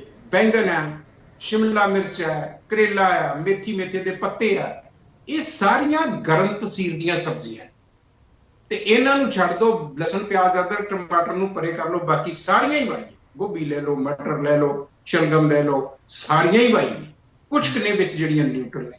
ਸੋ 90% ਸਾਨੂੰ ਜਿਹੜਾ ਫਾਰਮ ਤੋਂ ਫੂਡ ਆਉਂਦਾ ਹੈ ਉਹਦੀ ਤਸੀਰ ਵਾਈ ਹੁੰਦੀ ਹੈ। ਲੇਕਿਨ ਹਰ ਕਿਸੇ ਨੂੰ ਰੂਮੇਟੋਇਡ ਆਰਥਰਾਈਟਿਸ ਨਹੀਂ ਹੋਣਾ। ਇਹ ਕੁਝ ਬਾਡੀਜ਼ ਨੇ ਜਿਨ੍ਹਾਂ ਦਾ ਕਲਚਰ ਇਹੋ ਜਿਹਾ ਹੁੰਦਾ ਹੈ ਉਹ, ਔਰ ਇਹ ਮੈਂ ਦੱਸਿਆ ਕਿ ਬੜੀ ਭਿਆਨਕ ਬਿਮਾਰੀ ਹੈ ਔਰ ਇਹਦਾ ਜਿਹੜਾ ਇਲਾਜ ਮਾਡਰਨ ਸਾਇੰਸਿਸ ਵਾਲੇ ਕਰਦੇ ਨੇ ਉਹ ਦਵਾਈਆਂ ਬਹੁਤ ਖਤਰਨਾਕ ਨੇ, ਬੜੇ ਜ਼ਬਰਦਸਤ ਉਹਨਾਂ ਦੇ ਸਾਈਡ ਇਫੈਕਟ ਹੈ। ਸੋ ਅਸੀਂ ਉੱਥੋਂ ਤੱਕ ਜਾਣ ਨਹੀਂ ਦੇਣਾ। ਜੇ ਸਾਨੂੰ ਪਤਾ ਹੋਏਗਾ ਤੇ ਫਿਰ ਅਸੀਂ ਸਿੰਪਟਮਸ ਦਾ ਪਤਾ ਹੋਏਗਾ ਉਹਦਾ ਔਰ ਤੁਸੀਂ ਰੂਮੇਟੋਇਡ ਆਰਥਰਾਈਟਿਸ ਦੇ ਵਿੱਚ ਤੁਸੀਂ ਤ੍ਰਿਕਟੂ ਤੇ ਹਲਦੀ ਲੈਣੀ ਸ਼ੁਰੂ ਕਰ ਦਿਓ, ਤੁਸੀਂ ਕਹੋਗੇ ਕਿ ਮੈਂ ਤੇ ਬਚ ਗਿਆ। ਵਾਈਟ ਜਾਂ ਬਈਆਂ ਚੀਜ਼ਾਂ ਲੈਣੀਆਂ ਬੰਦ ਕਰ ਦਿਓ, ਤੁਸੀਂ ਕਹੋਗੇ ਮੈਂ ਤੇ ਬਚ ਗਿਆ। ਸੋ ਜੇ ਅਸੀਂ ਇੰਨਾ ਕੁ ਵੀ ਪ੍ਰੀਵੈਂਟਿਵ ਕਰ ਲਈਏ ਤੇ ਅਸੀਂ ਇਹਨੂੰ ਐਡਵਾਂਸ ਸਟੇਜ ਤੋਂ ਰੋਕ ਸਕਦੇ ਹਾਂ। ਲੇਕਿਨ ਜੇ ਕਿਤੇ ਪੋਜ਼ਿਟਿਵ ਆ ਹੀ ਗਿਆ ਤੇ ਫਿਰ ਉਹਦੇ ਵਾਸਤੇ ਇੱਕ ਤੇ ਇਲਾਜ ਮਹਿੰਗੇ ਬੜੇ ਨੇ, ਉਹ ਅਸੀਂ ਪੈਸੇ ਬਚਾਉਣੇ ਆ ਜਿਹੜੇ ਕਿ ਸਾਡੇ ਬੱਚਿਆਂ ਦੀ ਪੜ੍ਹਾਈ ਤੇ ਔਰ ਅਸੀਂ ਆਪਣੀ ਵੈਲਬੀਇੰਗ ਤੇ, ਤਾਂ ਕਿ ਡਾਕਟਰਾਂ ਦੇ ਕੋਲ ਬਚੀਏ, ਦਵਾਈ ਕੋਲੋਂ ਬਚੀਏ, ਪੈਸੇ ਸਾਡੇ ਨਾ ਬਰਾਨ ਹੋਣ। ਪੈਸਾ ਕਮਾਉਣਾ ਬੜਾ ਔਖਾ ਹੈ। ਸੋ ਇਸ ਕਰਕੇ ਲੈਟ ਅਸ ਨਾਟ ਫਾਲ ਸਿਕ। ਆਪਣੇ ਸਿਰ ਤੇ ਰਿਸਪੌਂਸਿਬਿਲਿਟੀ ਲੈਂਦੇ ਹੋਏ ਬਿਮਾਰ ਹੋਣ ਦਾ ਉਪਰਾਲਾ ਆਪ ਨਾ ਕਰੀਏ, ਆਪਣੇ ਆਪ ਨੂੰ ਦੋਸ਼ੀ ਠਹਿਰਾਈਏ ਕਿ ਸਾਡੇ ਟੇਸਟ ਬਡਸ ਨੇ ਸਾਨੂੰ ਗੁਲਾਮ ਬਣਾ ਲਿਆ ਹੈ, ਸਾਡੇ ਆਰਾਮ ਪਸੰਦਗੀ ਨੇ ਸਾਨੂੰ ਗੁਲਾਮ ਬਣਾ ਲਿਆ ਹੈ। ਆਰਾਮ ਪਸੰਦਗੀ ਨਾ ਕਰੀਏ, ਟੇਸਟ ਬਡਸ ਨੂੰ ਪਲੀਜ਼ ਨਾ ਕਰੀਏ। ਅਗਰ ਸਾਨੂੰ ਪਤਾ ਹੋਵੇ ਤਸੀਰ ਕਿਹਦੀ ਕੀ ਹੈ, ਸਾਡੀ ਬਾਡੀ ਦੇ ਵਿੱਚ ਐਸਿਡ ਕਿੰਨਾ ਹੈ, ਤੇ ਅਸੀਂ ਬਹੁਤ ਸਾਰੀਆਂ ਚੀਜ਼ਾਂ ਤੋਂ ਬਚ ਸਕਦੇ ਹਾਂ। ਲੇਕਿਨ ਅਫਸੋਸ ਇਸ ਚੀਜ਼ ਦਾ ਹੈ ਕਿ ਸਵੇਰੇ ਉੱਠ ਕੇ ਅਸੀਂ ਚਾਹ ਪੀਣੀ ਉਸ ਤੋਂ ਬਗੈਰ ਰਹਿ ਨਹੀਂ ਸਕਦੇ। ਸੋ ਜਿਨ੍ਹਾਂ ਨੂੰ ਐਸਿਡ ਹੈ ਉਹ ਮਿਹਰਬਾਨੀ ਕਰਕੇ ਬਚੋ, ਜਿਨ੍ਹਾਂ ਨੂੰ ਨਹੀਂ ਹੈ ਉਹ ਰੱਜ ਕੇ ਪੀਓ। ਜਾਣ ਤੋਂ ਪਹਿਲਾਂ ਡਾਕਟਰ ਸਾਹਿਬ, ਜਿਹੜੀ ਇਸ ਬਿਮਾਰੀ ਦਾ ਹੱਲ ਹੈ ਜਿਨ੍ਹਾਂ ਦਾ ਤੁਸੀਂ ਪਹਿਲਾਂ ਜ਼ਿਕਰ ਕੀਤਾ ਸੀ, ਇੱਕ ਵਾਰੀ ਉਹ ਨੁਸਖਾ ਫੇਰ ਦੱਸ ਦਿਓ ਤਾਂ ਕਿ ਦਰਸ਼ਕ ਬਹੁਤ ਸੁਖਾਲੇ ਤਰੀਕੇ ਨਾਲ ਉਸ ਨੂੰ ਨੋਟ ਕਰ ਸਕਣ ਅਤੇ ਇਹਨਾਂ ਸਾਰੇ ਜੋੜਾਂ ਦੇ ਦਰਦਾਂ ਤੋਂ ਆਪਣਾ ਛੁਟਕਾਰਾ ਲੈ ਸਕਣ ਜੀ। ਬੇਨੀਪਾਲ ਸਾਹਿਬ, ਹੈਡ ਟੂ ਟੋ ਜੀ, ਕਿਤੇ ਵੀ ਕਿਸੇ ਵੀ ਕਿਸਮ ਦੀ ਕਿਸੇ ਵੀ ਕਾਰਨ ਕਰਕੇ ਕੋਈ ਦਰਦ ਹੁੰਦੀ ਹੈ, ਕੋਈ ਸੂਜਨ ਹੈ ਜੀ, ਉਹਨੂੰ ਤੁਸੀਂ ਮਾਈਗ੍ਰੇਨ ਕਹਿ ਲਓ, ਉਹਨੂੰ ਤੁਸੀਂ ਵਰਟਾਈਗੋ ਕਹਿ ਲਓ, ਉਹਨੂੰ ਤੁਸੀਂ ਸਰਵਾਈਕਲ ਸਪੌਂਡਿਲਾਈਟਿਸ ਕਹਿ ਲਓ, ਉਹਨੂੰ ਲੰਬਾਗੋ ਕਹਿ ਲਓ, ਉਹਨੂੰ ਰੂਮੇਟੋਇਡ ਆਰਥਰਾਈਟਿਸ ਕਹਿ ਲਓ, ਉਹਨੂੰ ਗਾਊਟ ਕਹਿ ਲਓ, ਉਹਨੂੰ ਓਸਟੀਓਆਰਥਰਾਈਟਿਸ ਕਹਿ ਲਓ। ਇਹਨਾਂ ਸਾਰੀਆਂ ਚੀਜ਼ਾਂ ਦੀ ਮੈਨੇਜਮੈਂਟ ਵਾਸਤੇ ਤ੍ਰਿਕਟੂ, ਕਾਲੀ ਮਿਰਚ, ਮਗਾਂ ਤੇ ਸੌਂਗ, ਤਿੰਨ ਚੀਜ਼ਾਂ ਮੰਨ ਲਓ 30 ਗ੍ਰਾਮ ਲੈ ਲਈਆਂ, 90 ਗ੍ਰਾਮ ਫਾਈਨ ਪਾਊਡਰ ਕਰ ਲੈਣਾ ਤੇ 90 ਗ੍ਰਾਮ ਜਾਂ 100 ਗ੍ਰਾਮ ਮਨੱਕਾ ਲੈ ਲੈਣਾ। ਮਨੱਕੇ ਦੇ ਸੀਡ ਕੱਢ ਦੇਣੇ ਆ, ਬਰੀਕ ਬਰੀਕ ਉਹਨੂੰ ਕੱਟ ਲੈਣਾ ਆ, ਉਹਦਾ ਪਲਪ ਬਾਹਰ ਆ ਜੇ, ਪਾਊਡਰ ਦੇ ਵਿੱਚ ਮੈਚ ਐਂਡ ਮਿਕਸ ਕਰਕੇ ਗੋਲੀਆਂ ਬਣਾ ਲੈਣੀਆਂ। ਉਹ ਗੋਲੀਆਂ ਮਟਰਾਂ ਦੇ ਦਾਣੇ ਜਿੰਨੀਆਂ ਹੋਣੀਆਂ ਚਾਹੀਦੀਆਂ, ਟੇਸਟੀ ਵੀ ਹੁੰਦੀਆਂ, ਥੋੜੀ ਜਿਹੀ ਮਿਰਚੀ ਜੀ ਲੱਗਦੀ ਹੈ ਲੇਕਿਨ ਸਵਾਦ ਬੜੀਆਂ ਹੁੰਦੀਆਂ। ਸਵੇਰੇ ਦੁਪਹਿਰੇ ਸ਼ਾਮੀ ਦੋ ਲੈ ਲਓ। ਲੇਕਿਨ ਇਹ ਵੀ ਆਦਤ ਬਣਾ ਲਓ ਨਾਲ ਕਿ ਹਲਦੀ ਦੁੱਧ ਦੇ ਵਿੱਚ ਮਿਲਾ ਕੇ, ਕਿਉਂਕਿ ਹਲਦੀ ਦਾ ਅਨੁਪਾਨ ਦੁੱਧ ਹੈ। 1% ਲੋਕ ਨੇ ਜਿਨ੍ਹਾਂ ਨੂੰ ਲੈਕਟੋਜ਼ ਸੂਟ ਨਹੀਂ ਕਰਦਾ, ਉਹ ਕਿਸੇ ਹੋਰ ਚੀਜ਼ 'ਚ ਮਿਲਾ ਕੇ ਲੈ ਸਕਦੇ ਨੇ। ਹਲਦੀ ਸਵੇਰੇ ਸ਼ਾਮ ਜ਼ਰੂਰ ਲੈਣੀ ਹੈ, ਅੱਧਾ ਚਮਚ ਸਵੇਰੇ, ਅੱਧਾ ਚਮਚ ਸ਼ਾਮੀ। ਸੋ ਮਿਨੀਮਮ ਡੋਜ਼ ਅੱਧਾ ਚਮਚ ਹੈ, 2.5 ਗ੍ਰਾਮ, ਮਤਲਬ ਰੋਜ਼ ਦੀ 5 ਗ੍ਰਾਮ, 2.5 ਗ੍ਰਾਮ ਸਵੇਰੇ, 2.5 ਗ੍ਰਾਮ ਸ਼ਾਮੀ, ਗਰਮ ਦੁੱਧ ਦੇ ਵਿੱਚ ਆ ਕੇ ਜੇ ਤੁਸੀਂ ਇੰਨਾ ਕਰੀ ਜਾਓ ਤੇ ਜਿਹੜੇ ਮੈਂ ਪਰਹੇਜ਼ ਦੱਸੇ ਨੇ ਕਿ ਵਾਈ ਚੀਜ਼ਾਂ, ਚੌਲ, ਆਲੂ, ਮਾਂ, ਰਾਜਮਾ, ਕੜੀ, ਚਿੱਟੇ ਛੋਲੇ, ਬਈਆਂ ਦਾਲਾਂ, ਇਹਨਾਂ ਨੂੰ ਪਰੇ ਕਰ ਦਿਓ। ਇਹੀ ਸਵਾਦ ਖਾਣੇ ਆ, ਇਹੀ ਅਸੀਂ ਵਰਤਦੇ ਆ, ਇਹਦੇ ਤੇ ਸਾਡਾ ਪੂਰਾ ਜ਼ੋਰ ਹੈ, ਇਹਨੂੰ ਅਸੀਂ ਬੰਦ ਵੀ ਨਹੀਂ ਕਰ ਸਕਦੇ। ਪਰ ਮਜਬੂਰੀ ਦੀ ਹਾਲਤ ਦੇ ਵਿੱਚ ਲਸਣ, ਪਿਆਜ਼, ਅਦਰਕ, ਟਮਾਟਰ ਜ਼ਿਆਦਾ ਪਾਓ ਜੀ ਤੇ ਤਾਜ਼ਾ ਖਾ ਲਓ। ਲੇਕਿਨ ਕੋਸ਼ਿਸ਼ ਕਰੋ ਕਿ ਜਿਨ੍ਹਾਂ ਨੂੰ ਜੋੜਾਂ ਦੀਆਂ ਦਰਦਾਂ ਨੇ ਜਾਂ ਦਰਦਾਂ ਨੇ, ਉਹ ਬੈਂਗਨ, ਜਿਹਨੂੰ ਬੇਗੁਣ ਕਹਿਤਾ, ਬਿਲਕੁਲ ਬੇਗੁਣ ਨਹੀਂ ਹੈ, ਉਹਦੇ ਬਹੁਤ ਗੁਣ ਨੇ। ਮੇਥੇ ਦੇ ਪੱਤੇ ਜਿਹੜੀ ਅਸੀਂ ਭੁਰਜੀ ਬਣਾ ਕੇ ਖਾਂਦੇ ਹਾਂ, ਕਰੇਲਾ, ਸ਼ਿਮਲਾ ਮਿਰਚ, ਅਗਰ ਇਹਨਾਂ ਸਬਜ਼ੀਆਂ ਦੀ ਅਸੀਂ ਵਰਤੋਂ ਕਰੋਗੇ, ਇਹਦੇ ਚ ਲਸਣ ਪਿਆਜ਼ ਨਾ ਵੀ ਪਾਓ ਲੇਕਿਨ ਇਹ ਤਸੀਰ ਗਰਮ ਹੈ, ਇਹਦਾ ਬਹੁਤ ਸਾਰਾ ਫਾਇਦਾ ਹੋ ਜਾਂਦਾ ਹੈ। ਵਾਈ ਚੀਜ਼ਾਂ ਬੰਦ ਕਰਕੇ ਗਰਮ ਤਸੀਰ ਦੀਆਂ ਚੀਜ਼ਾਂ ਤੇ ਜ਼ੋਰ ਰੱਖੋ ਤੇ ਬਹੁਤ ਸਾਰੇ ਮਸਲੇ ਤੁਹਾਡੇ ਹੱਲ ਹੋ ਸਕਦੇ। ਸੋ ਡਾਕਟਰ ਸਾਹਿਬ, ਤੁਸੀਂ ਵਿਸਥਾਰਤ ਜਾਣਕਾਰੀ ਦਿੱਤੀ ਹੈ। ਅਗਲੇ ਪ੍ਰੋਗਰਾਮ ਦੇ ਵਿੱਚ ਕਿਸੇ ਹੋਰ ਰੋਗ ਨੂੰ ਆਧਾਰ ਬਣਾ ਕੇ ਤੇ ਉਹਦੀ ਬਚਾਅ ਕਿਵੇਂ ਕੀਤਾ ਜਾ ਸਕਦਾ, ਉਹਦੇ ਲੱਛਣ ਕਿਵੇਂ ਨੇ, ਘਰ ਦੇ ਵਿੱਚ ਹੀ ਬਗੈਰ ਕਿਸੇ ਡਾਕਟਰ ਤੋਂ, ਬਗੈਰ ਕਿਸੇ ਦਵਾਈ ਤੋਂ ਇਲਾਜ ਕਿਵੇਂ ਕਰੀਏ, ਜਾਣਕਾਰੀ ਫੇਰ ਸਾਂਝੀ ਕਰਾਂਗੇ। ਤੁਹਾਡਾ ਤਹਿ ਦਿਲੋਂ ਧੰਨਵਾਦ। ਸਤਿ ਸ਼੍ਰੀ ਅਕਾਲ ਜੀ। ਸੋ ਦੋਸਤੋ ਇਹ ਸਨ ਡਾਕਟਰ ਅਰੀਦਮਨ ਸਿੰਘ ਮਾਹਲ, ਜਿਨ੍ਹਾਂ ਨੇ ਅੱਜ ਕਿ ਆਰਥਰਾਈਟਸ ਕੀ ਹੈ, ਸਰਵਾਈਕਲ ਕੀ ਹੈ, ਜੋੜਾਂ ਦੇ ਦਰਦਾਂ ਤੋਂ ਕਿਵੇਂ ਛੁਟਕਾਰਾ ਲਿਆ ਜਾ ਸਕਦਾ ਹੈ ਤੇ ਇਹਨਾਂ ਨੂੰ ਘਰ ਦੇ ਵਿੱਚ ਹੀ ਕਿਵੇਂ ਇਹਨਾਂ ਦਾ ਇਲਾਜ ਕੀਤਾ ਜਾ ਸਕਦਾ, ਇਹਨਾਂ ਬਿਮਾਰੀਆਂ ਤੋਂ ਕਿਵੇਂ ਬਚਿਆ ਜਾ ਸਕਦਾ, ਉਸ ਦੇ ਮੁਤਲਕ ਤੁਹਾਡੇ ਨਾਲ ਜਾਣਕਾਰੀ ਸਾਂਝੀ ਕੀਤੀ ਗਈ ਹੈ। ਸੋ ਦੋਸਤੋ ਇਹ ਸੀ ਅੱਜ ਦਾ ਪ੍ਰੋਗਰਾਮ। ਡਾਕਟਰ ਅਰੀਦਮਨ ਸਿੰਘ ਮਾਹਲ ਹੋਰਾਂ ਨੇ ਬੜੇ ਵਿਸਥਾਰ ਦੇ ਨਾਲ ਕੀਮਤੀ ਜਾਣਕਾਰੀ ਤੁਹਾਨੂੰ ਦਿੱਤੀ ਹੈ ਕਿ ਜੋੜਾਂ ਦੇ ਦਰਦਾਂ ਤੋਂ ਛੁਟਕਾਰਾ ਕਿਵੇਂ ਲਈਏ। ਸੋ ਉਮੀਦ ਕਰ ਰਿਹਾ ਕਿ ਤੁਸੀਂ ਨੁਸਖਾ ਨੋਟ ਵੀ ਕਰ ਲਿਆ ਹੋਣਾ ਹੈ। ਸੋ ਜੇਕਰ ਪ੍ਰੋਗਰਾਮ ਚੰਗਾ ਲੱਗਿਆ ਕਮੈਂਟ ਬਾਕਸ ਦੇ ਵਿੱਚ ਕਮੈਂਟ ਜ਼ਰੂਰ ਕਰਿਓ, ਪਰ ਫਿਰ ਵੀ ਆਪਣੇ ਡਾਕਟਰ ਦੀ ਸਲਾਹ ਦੇ ਨਾਲ ਤੁਸੀਂ ਇਹਨਾਂ ਦਵਾਈਆਂ ਦੀ, ਕਿਉਂਕਿ ਘਰ ਦੇ ਵਿੱਚ ਖਾਣ ਵਾਲੀਆਂ ਚੀਜ਼ਾਂ ਨੇ, ਇਹਨਾਂ ਦਾ ਇਸਤੇਮਾਲ ਕਰ ਸਕਦੇ ਹੋ। ਸੋ ਸਮਾਂ ਸਮਾਪਤ ਹੈ।